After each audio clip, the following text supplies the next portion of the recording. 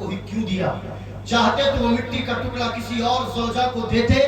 तो जवाब ये नजर आता है कि मुस्तफा की निगाहे नबूवत देख रही थी कि सन 61 हिजरी में मेरी कोई और बीवी दुनिया में मौजूद न होगी, जो होगी उम्मे सलमा होगी। इसलिए मिट्टी उम्मे सलमा को अता फरमाया। बरेली के कलंदर ने कहा और कोई खैर क्या तुमसे नेहा हो भला, जब न खुदा ही छुपा तुम पे करोड़ों। आज सैटेलाइट का दौर है, आज लाइव टेलीकास्टिंग का दौर है।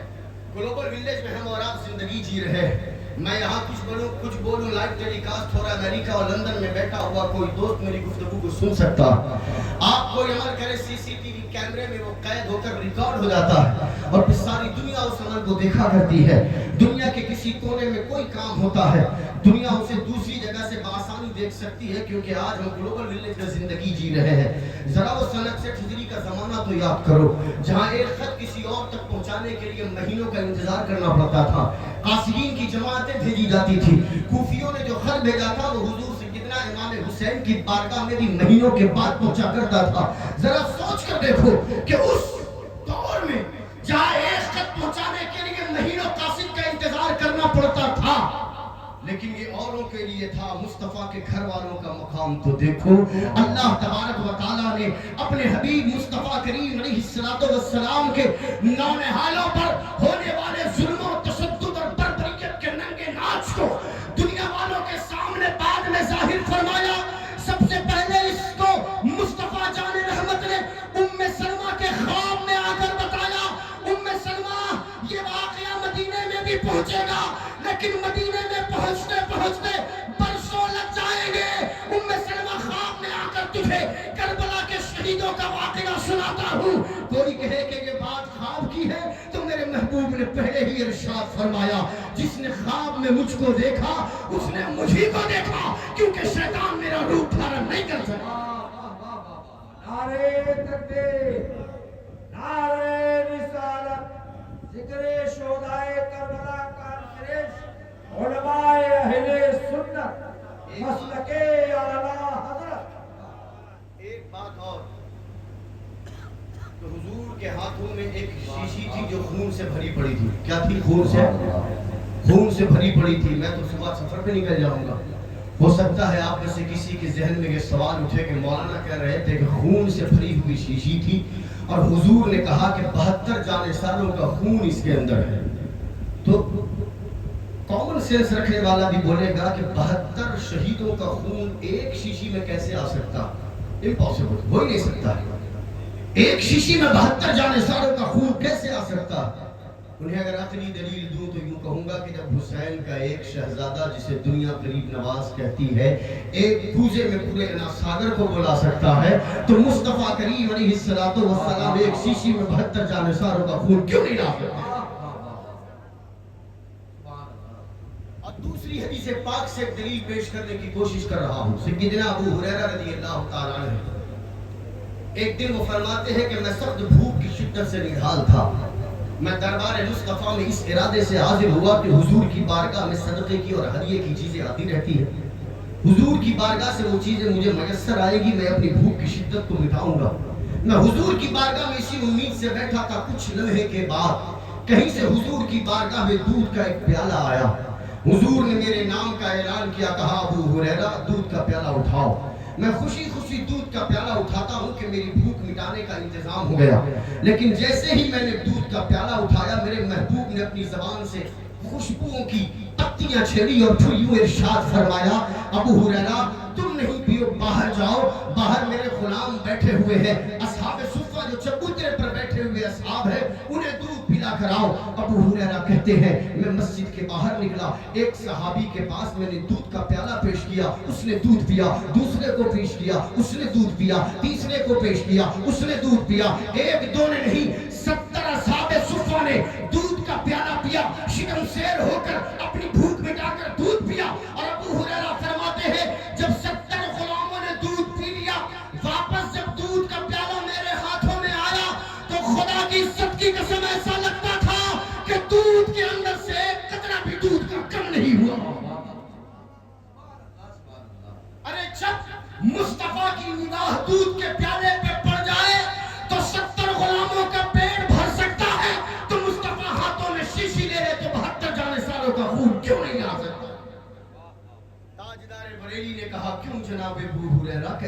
وہ جام شیر جس سے 70 صاحبوں کا دودھ سے منہ پھر گیا، جس سے 70 صاحبوں کا دودھ سے منہ پھر گیا۔ کربلا ہے سن 61 ہجری 10 محرم الحرام، عاشورے کا دن ہے۔ ہولاکی کے وہ ننگے ناچ کھیلے گئے، ہولاکی اور بربریت کی وہ کہانیاں لکھی گئی کہ تاریخ میں اس کی کوئی دوسری مثال نظر نہیں آتی۔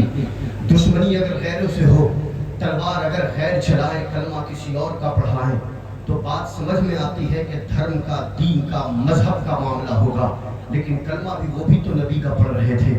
اذان ان کے پاس بھی تو اسی طرح دی جا رہی تھی، نماز میں ان کے پاس بھی درود پاک کا ورد کیا جا رہا تھا۔ لیکن دیکھو تو صحیح، کربلا کا ریگزار ہے جس قرآن نے مصطفیٰ کی آل سے محبت نہیں مودت کا مطالبہ کیا۔ مصطفیٰ کریم علیہ السلام کے نونہالوں پر انہوں نے اس طرح کی ظلم و تشدد کے ننگے ناچ کھیلے ہیں کہ تاریخ میں اس کی کوئی مثال نظر نہیں آتی۔ کربلا کا خون ریز منظر ہے، نگاہوں کے سامنے 22,000 کا لشکر جرار ہے جن کے ہاتھوں میں تیز حملہ آور اشیاء موجود ہے۔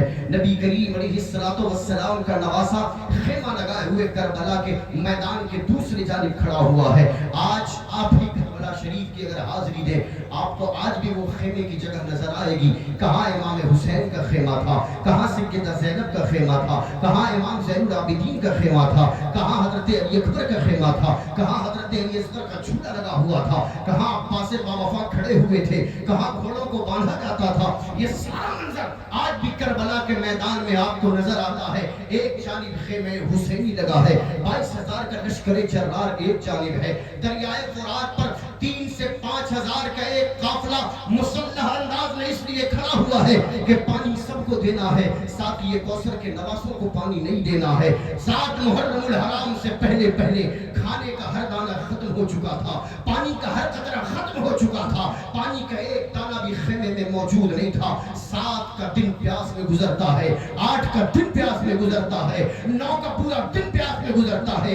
3 دن کی بھوک اور پیاس سے نڈھال سیدنا امام حسین رضی اللہ تعالیٰ عنہ کے قافلے کی جانثار موجود ہے، جن میں عمر کا تقاضا اگر دیکھا جائے تو 6 مہینے کا ننھا مجاہد علی اصغر بھی ہے، 11 سے 13 سال کے اولو محمد بھی موجود ہیں، 7 سال کی 6 سال یا 7 سال کی سیدہ سکینہ بھی موجود ہے، 14 سال کے سیدنا امام قاسم بھی موجود ہیں، تقریباً 18 سال کے امام علی اکبر جیسا خوب روح اور خوبصورت چہرہ موجود ہے، 33 سال کے عباس باوفا موجود ہیں، 58 سال کے سیدنا امام حسین موجود ہیں۔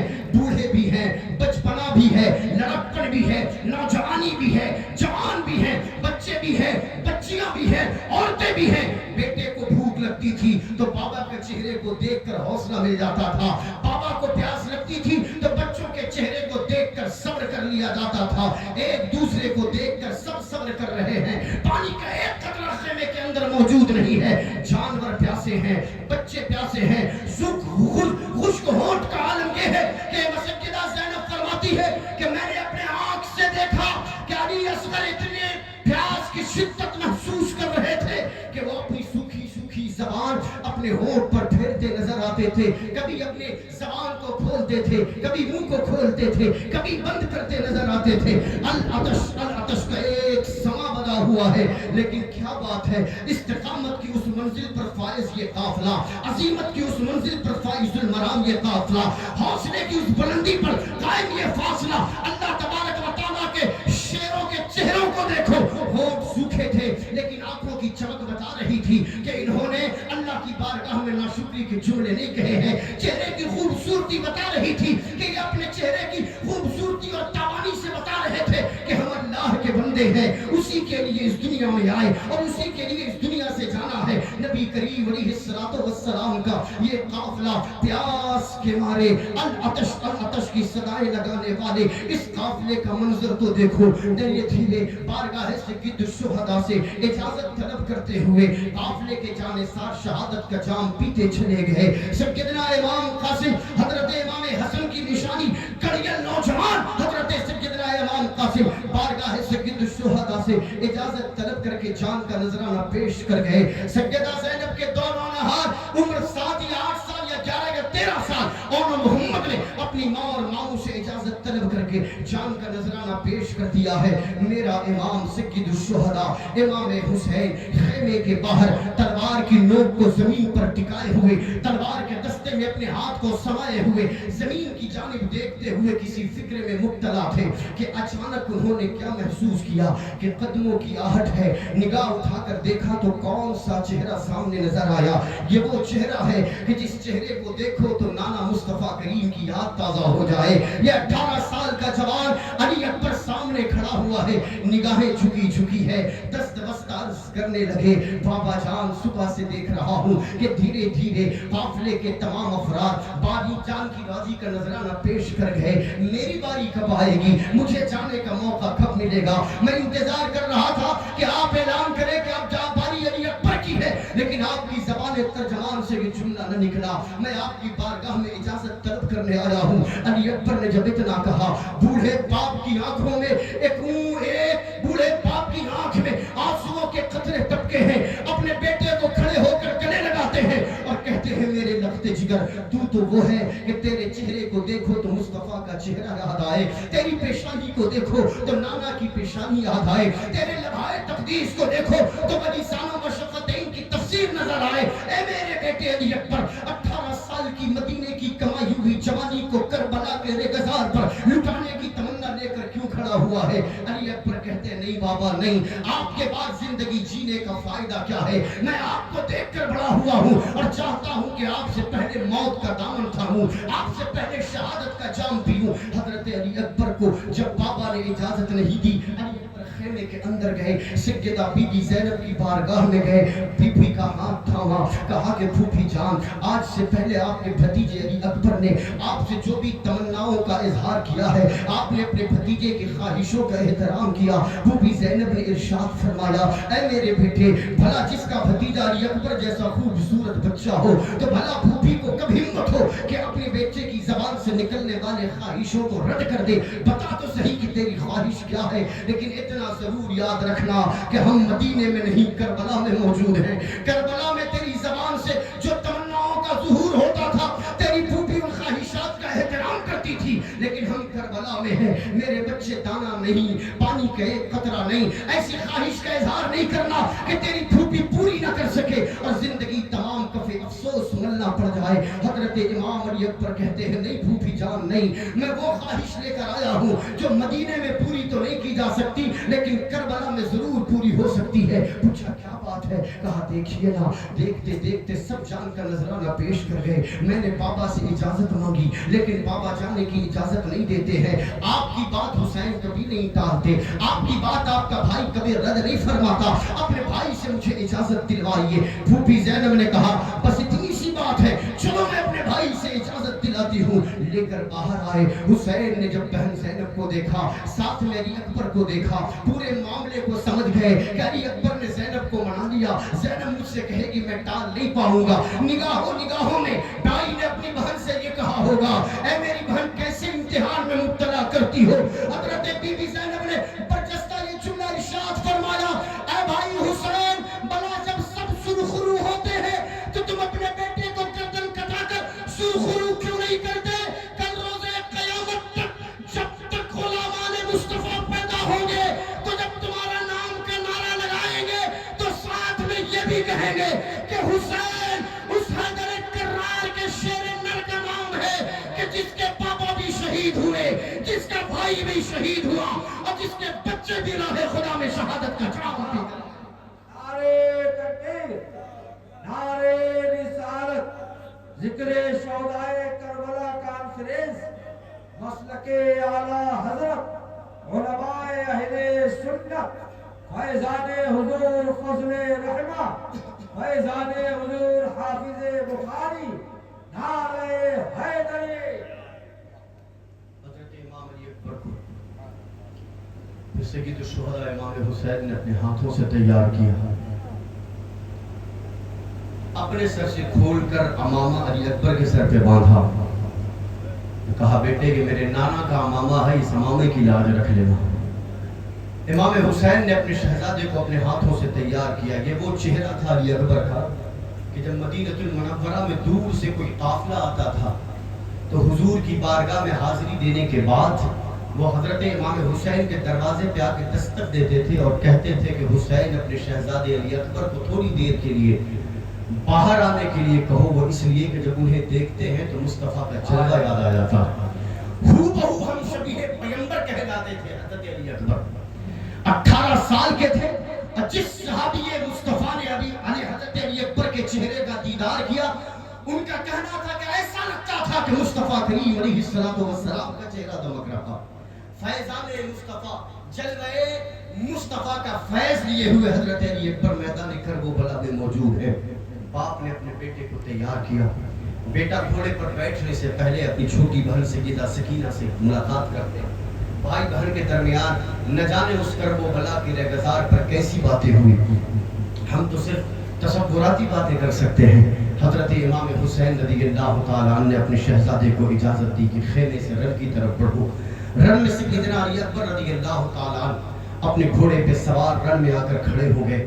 جب رن میں آئے تو حضرت علی اکبر رضی اللہ تعالیٰ نے اپنے چہرے پہ نقاب ڈالے تھے۔ محدث دکن سیدی عبداللہ شاہ نقشبندی علیہ رحمت و رضوان اپنی مایہ ناز تصنیف شہادت نامہ میں لکھتے ہیں کہ حضرت علی اکبر اپنے چہرے پر نقاب ڈال کر آئے، صرف آنکھیں دکھ رہی تھیں۔ اور جب میدان جنگ میں آ کر گھوڑا کھڑا ہوا تو دشمنوں کی جانب سے عمر بن سعد نے آواز لگائی کہ حسین، تمہارے قافلے میں کوئی مرد نہیں بچا جو کسی دوشیزہ کو بیچ کر تم نے جنگ کا رخ موڑنے کی کوشش کی ہے۔ اتنا کہنا تھا۔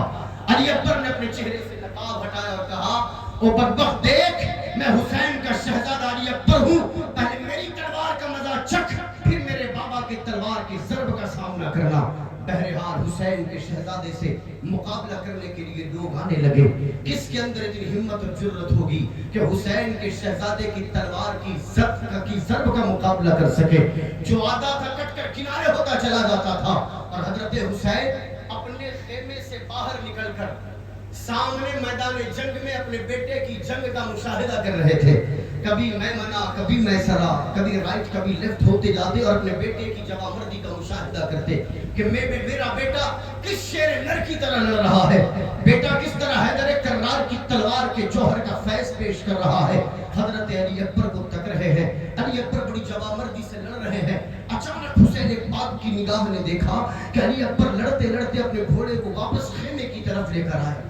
امام حسین 2-4 قدم آگے بڑھے، اپنے بیٹے کا استقبال کیا، اپنی گود میں لیا۔ بیٹا اپنے باپ کی گود میں سر رکھ کر لیٹ جاتا ہے زمین پر، اور امام حسین بیٹھے ہوئے ہیں۔ پوچھا، میرے لخت جگر کیا بات ہے، تم یزیدیوں سے ڈر گئے جو بھاگ کر آ گئے؟ کہا بیٹے نے کہا، بابا میری رگوں میں آپ کا خون دوڑتا ہے، حیدر کرار کا خون دوڑتا ہے، میں خدا کے سوا کسی سے نہیں ڈرتا۔ پوچھا کہ پھر آنے کی وجہ کیا ہے؟ بیٹے نے کہا، بابا العطش، پیاس ہے بابا، پیاس ہے، بس پیاس کی وجہ سے دم گھٹتا نظر آتا ہے، پانی کے ایک قطرے کا انتظام کر دیجئے نا۔ بابا نے کہا، لخت جگر، اگر پانی کا قطرہ ہوتا خیمے کے اندر سکینہ پیاس سے تڑپتی نظر نہیں آتی، ننھے علی اصغر کے ہونٹ سوکھے ہوئے نظر نہیں آتے، جانور پیاسے نہیں ہوتے میرے بیٹے۔ یہ پیاس کی قربانیاں دو، اللہ کے حبیب اپنے ہاتھوں سے کوثر کا جام تمہیں پلائیں گے، میرے لخت جگر تھوڑا صبر کرو۔ لیکن بیٹا ہے اپنے بابا کی گود میں تڑپتے ہوئے کہتا ہے، بابا پانی کے ایک قطرے کی حاجت ہے، بس ایک قطرہ حلق کو سیراب کرنے کے لیے کافی ہوگا۔ مصطفیٰ کریم کے نواسے نے اپنے ہاتھوں میں پڑی ہوئی انگوٹھی کو باہر نکالا اور کہا کہ میرے بیٹے، یہ میرے حبیب میرے آقا مصطفیٰ جان رحمت کے دست مقدس کی انگوٹھی ہے، لو اسے دانتوں تلے دباؤ، ہو سکتا ہے اس کے چوسنے سے کوئی لعاب تیار ہو جائے اور تمہاری پیاس کے بجھنے کا انتظام ہو۔ بیٹے نے اپنے بابا کے ہاتھوں سے مصطفیٰ کریم علیہ السلام کی انگوٹھی کو لیا، تھوڑی دیر اسے چوسا، پھر اپنے بابا کے ہاتھوں میں دیا، پھر اپنے بابا سے اجازت لے کر رن میں لڑنے کے لیے چلے گئے۔ تھوڑی دیر لڑ رہے تھے، کربلا میں یزیدیوں کو واصل جہنم کیا۔ حسین خیمے سے باہر نکل کر اپنے بیٹے کی جوامردی کا اسی طرح مشاہدہ کر رہے تھے۔ اچانک حسین کیا دیکھتے ہیں، بیٹا پھر پلٹ کر واپس آتا ہے، پھر اسی طرح 2-4 قدم آگے بڑھ کر اپنے بیٹے کو اپنی باہوں میں استقبال سے بٹھایا، نیچے زمین پر بیٹھ گئے۔ پوچھا، لخت جگر کیا بات ہے، اب آنے کی وجہ کیا ہے؟ اب تو خیمے کے اندر تمہاری پیاس بجھانے کے لیے تمہارے بابا کے پاس کچھ اور نہیں، تمہارے بابا نے انگوٹھی چوسنے کے لیے دیا تھا۔ بیٹے نے کہا، بابا بس प्यास है, पानी के एक कतरे की हाजत है। आपने जो अंगूठी दी थी उससे थोड़ी सैराबी हुई, बाबा पानी का एक कतरा मिले, हलक की सैराबी चाहिए। मेरे हाथ शल पड़ रहे हैं, मेरे जिस्म कमजोर पड़ रहे हैं। बाप ने अपने बेटे को सीने से चिमटाते हुए कहा, मेरे लख्ते जिगर थोड़ा सा और सब्र कर ले, इधर तेरी रूह कफ़स मुनसरी से परवाज होगी और मुस्तफा अपने हाथों से जुदे कौसर का जाम पिलाएंगे। मेरे बेटे, मेरे लख्ते जिगर थोड़ा सा और सब्र कर ले। लेकिन बेटे ने अल्लाह तश की जो फरियाद लगाई, बूढ़े 56 साल 5 महीने 5 दिन के इमाम हुसैन ने अपने बेटे को अपने सीने से लगाते हुए कहा, मेरे लख्ते जिगर तू वो चेहरा है कि तेरे चेहरे को देखे तो नाना याद आ जाते थे, तुझे देखता था तो मुझे अपने नाना को बचपने में देखना याद आता था। ऐ मेरे लख्ते जिगर इस तरह की बेकरार वाली बातें न कर। लेकिन जब बचपन में मैं प्यासा होता था तो मेरे नाना मुझे अपनी गोद में बैठाकर अपनी जबान चूसने के लिए देते थे, और मुझे ऐसा लगता है कि मेरे नाना ने इसी दिन के लिए मुझे जबान चूसवाई थी कि करबला में जब मेरी शबीह लिए हुए अली अकबर प्यास से तड़प रहा हो तो हुसैन अपने नाना की जबान चूसने का फैजान अपने बेटे अली अकबर के हुलकूम में डालना।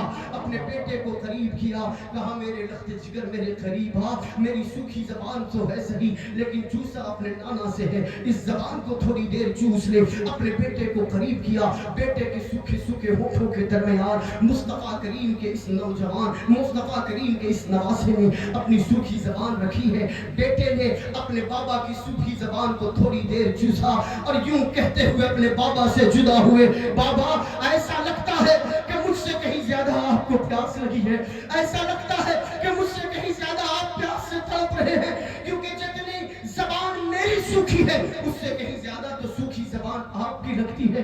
अब बेटा अपने बाप से इजाजत तलब करके अपने घोड़े पे ये कहते हुए बैठता है, बाबा अब इजाजत दीजिए, अब वापस आपका बेटा पलट कर नहीं आएगा, अब इंशाअल्लाह मुस्तफा की बारगाह में मुलाकात होगी। लख्ते जिगर को इजाजत दी, बेटा रण में गया, यजीदियों को लड़ते हुए वासिले जहन्नम किया।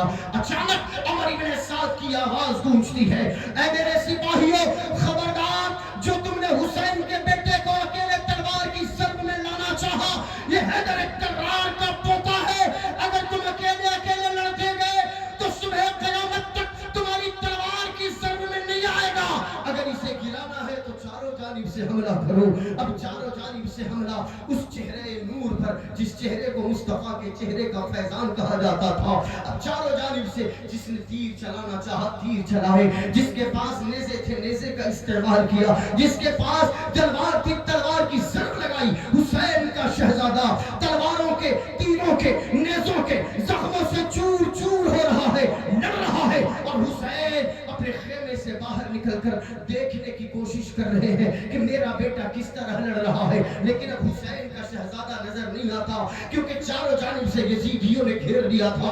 घोड़ों की टप्पों की वजह से इतना धुआं उड़ रहा था कि अली अकबर का चेहरा हुसैन देख नहीं पाते थे। बेचैन और बेकरार 56 साल का बूढ़ा बाप कभी इधर तरफ कर जाता, कभी इधर तरफ कर जाता कि किसी तरह बेटे का चेहरा देखे। लेकिन अचानक एक आवाज कानों में गूंजती है, या बता हुआ दिलखनी, या बता हुआ दिलखनी, मेरे बाबा मुझे आकर सहारा दीजिए ना, मेरे बाबा मुझे आकर संभाल लीजिए ना, आपका बेटा गिर रहा है। अली अकबर की आवाज कानों से टकराई, हुसैन दौड़ते हुए रंग की तरफ भागे। यजीदियों ने अपना काम तमाम करके किनारा इख्तियार कर लिया था। हुसैन का शहजादा अपने घोड़े से नीचे गिरा हुआ है, सीने पे नेज़ा छुपा हुआ है, तीरों तलवार की जख्मों से लहू है, लेकिन सीने पे एक नेज़ा छुपा हुआ है। इमाम हुसैन ने अपने जवान बेटे को अपनी गोद में जल्दी से लिया और पूछा, बेटे तकलीफ होती है? बेटे ने कहा, बाबा तकलीफ नहीं होती, लेकिन नेज़े की अनी जो सीने में चुभ गई है, इसके असर की वजह से मेरा हाथ शल पड़ गया है। मेरे बाबा अगर नेज़ा बाहर निकाल दिया जाए तो आपका बेटा फिर जवामर्दी से लड़ने के लिए तैयार होगा। इमाम हुसैन ने बड़ी हिम्मत करते हुए अपने जवान बेटे के सीने से नेज़े को बाहर खींचा और पलट कर देखा तो नेज़े की अनी पर अली अकबर के जिगर के टुकड़े लगे हुए थे। फिर पलट कर अपने बेटे की जानिब देखा तो देखा कि बेटा इतनी देर में आंख बंद कर चुका था, गर्दन एक जानिब लड़क चुकी थी। बाप ने अपने जवान बेटे को अपने सीने से लगाया, انا للہ و انا الیہ راجعون پڑھا، رب کی بارگاہ میں شکر کے لہجے استعمال کیے، مولا اگر تیری رضا اس میں ہے تو تیرا حسین بھی اسی بات پر راضی۔ علی اکبر شہادت کا جام پی چکے،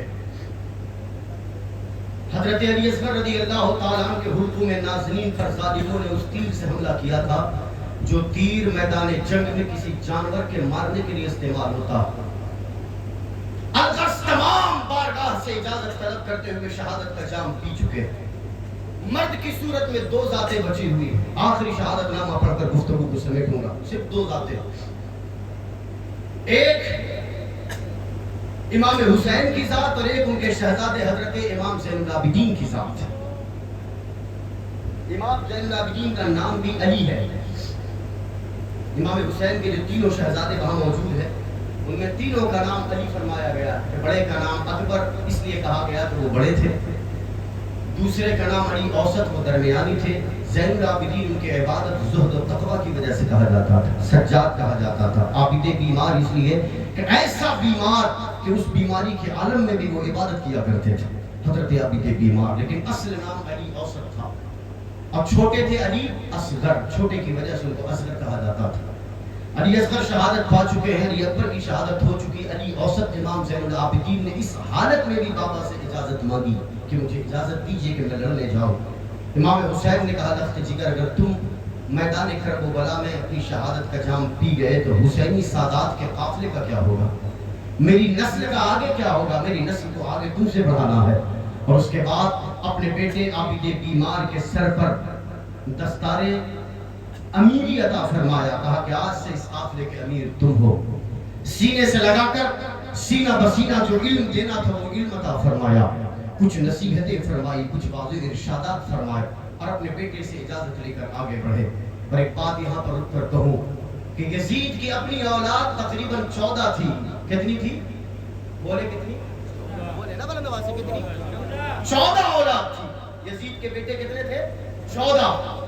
روحانی اولاد کی بات نہیں کر رہا ہوں جو زبردستی یزید کو جنتی بنانے کے فکر میں مبتلا، روحانی اولاد کی تو آج بھی کمی نہیں، لیکن ان روحانی اولادوں سے کہو کہ تم چراغ لے کر ڈھونڈو یزید کی نسل کا کہیں پتہ تو دکھاؤ، ان کا جواب آئے گا کہ یزید کی نسل کا پتہ نہیں چلتا۔ سب پر اللہ تبارک و تعالیٰ نے ان شانیہ کا ہوا الابتر کی پھٹکار برسائی ہے۔ یزید کے 14 بیٹے تھے لیکن اس کی نسل کا آتا پتہ نہیں چلتا۔ کربلا کے مجاہد کا ایک شہزادہ عابد بیمار کی شکل میں کربلا سے واپس کیا آیا، آج سورج جہاں سے نکلتا ہے اور سورج جہاں غروب ہوتا ہے، کوئی ملے نہ ملے حسین کا کوئی ایک شہزادہ وہاں ضرور نظر آتا۔ یہ اللہ عز و جل نے حسینی سادات کی برکتیں عطا فرمائی، نسل کریم میں جو برکتیں عطا فرمائی۔ امام حسین خیمے میں اپنی بہنوں کو، بیویوں کو